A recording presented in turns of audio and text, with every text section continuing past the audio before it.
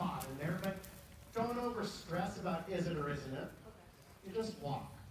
So you can kind of feel it for a minute. Think about it. Like, what does that feel like? Does it feel good? Is he marching? Isn't he marching? And then what you're just going to do out of that is just put your Canter on. And maybe like have a little shoulder in just to, set up to it so he's right there. You put your 8 on, and if the transition's good, the walk was perfect. If the transition's not good, you're going to come back and walk again and evaluate what happened in the transition.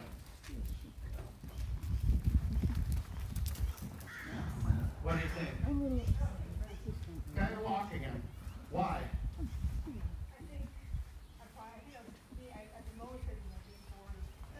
Okay, and what about him?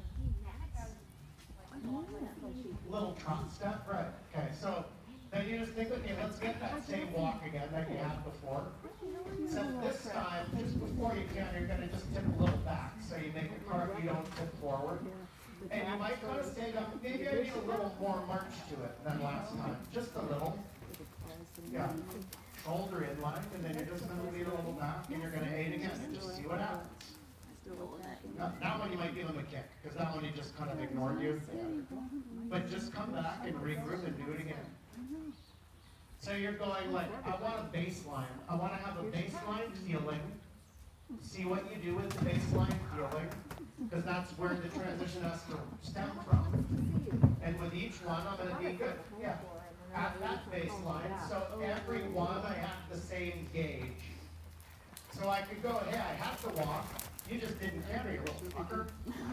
Or I didn't have to walk. That one was my fault.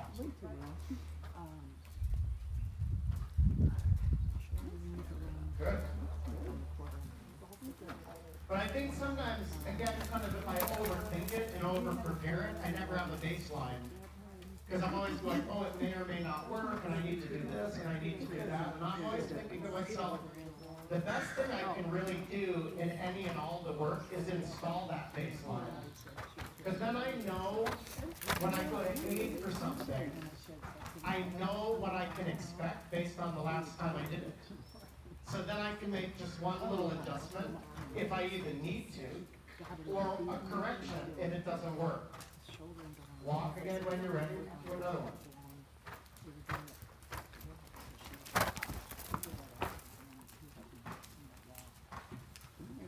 Good. Nice.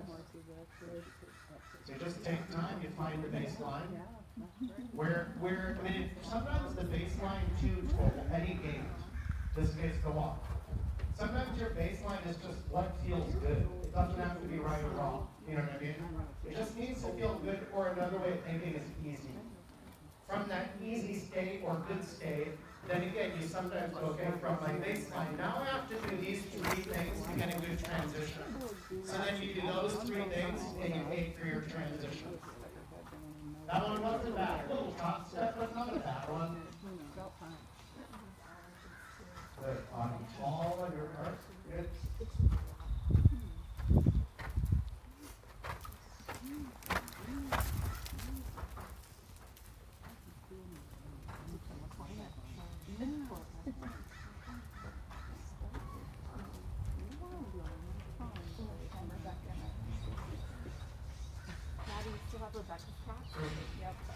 That's the same in anything. Tomorrow to get them. So like just even now canter it, right?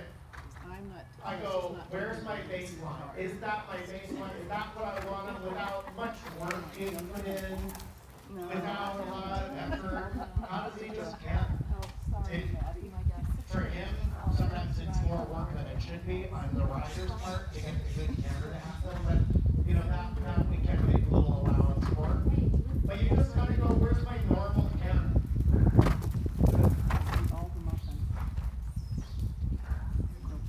Nice.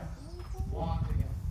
And it would be the same that if I wanted to add from that canter a half pass, flying change, anything.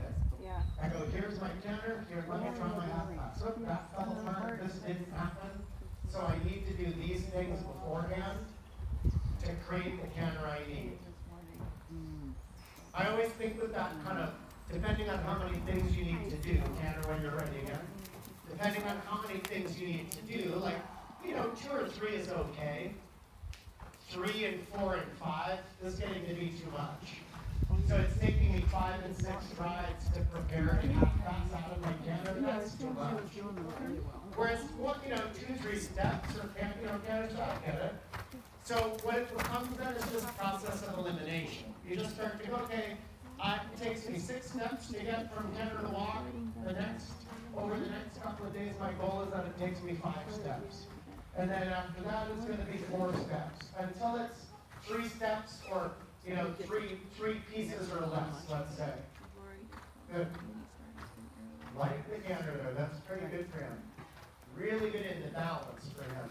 Could have a little more jump overall, so keep challenging. Yeah, a little tap here and there with the whip. Good. And you can be a little firm to in front if you give him that little tap and he gives you a little surge just to go not into my hand when I touch you. Good.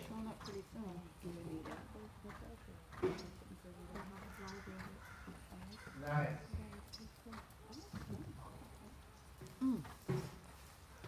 Right, we're touching in, jumping, you got it.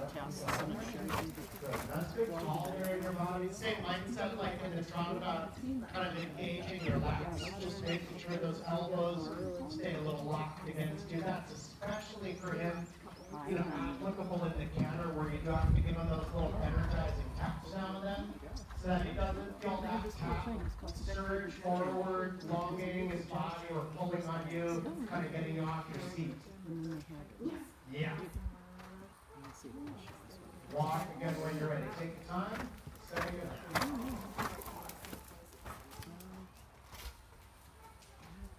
Good.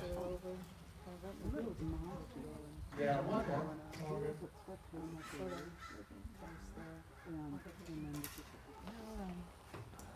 His dad.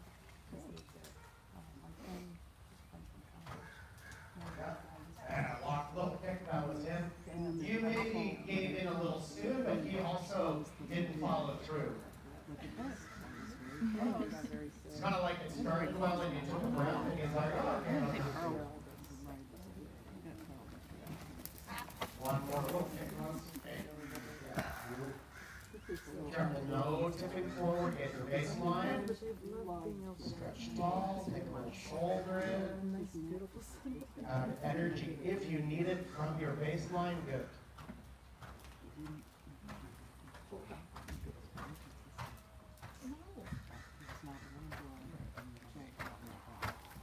And then a good Canter-Walk where you're in. Stretch tall. Very good. Yeah, I'm breaking it. Next. So like I said, that concept of kind of baselining, that lives everywhere, right? Here's my trot. I like this trot. I like you were doing. You can go from that trot to shoulder in literally probably 2 steps or less. I mean, you can think of it as steps like an IKEA manual, or steps like 2 steps, 2 half halts. It doesn't really matter what it is we're doing. I just go 3 would be the maximum. Because if I'm talking, half halts, we're kind of thinking there's, you're not going to be able to half halt 3 times in one stride. You're going to be half halting if you're fast. 3 half halts is going to take at least 3 strides.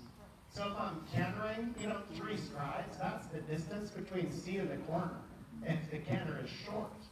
So that's that's 10 meters that it would take me to do. So more than 10 meters to prepare a Canter-Walk, not okay. Normal happens, we're all there. They don't have to learn that.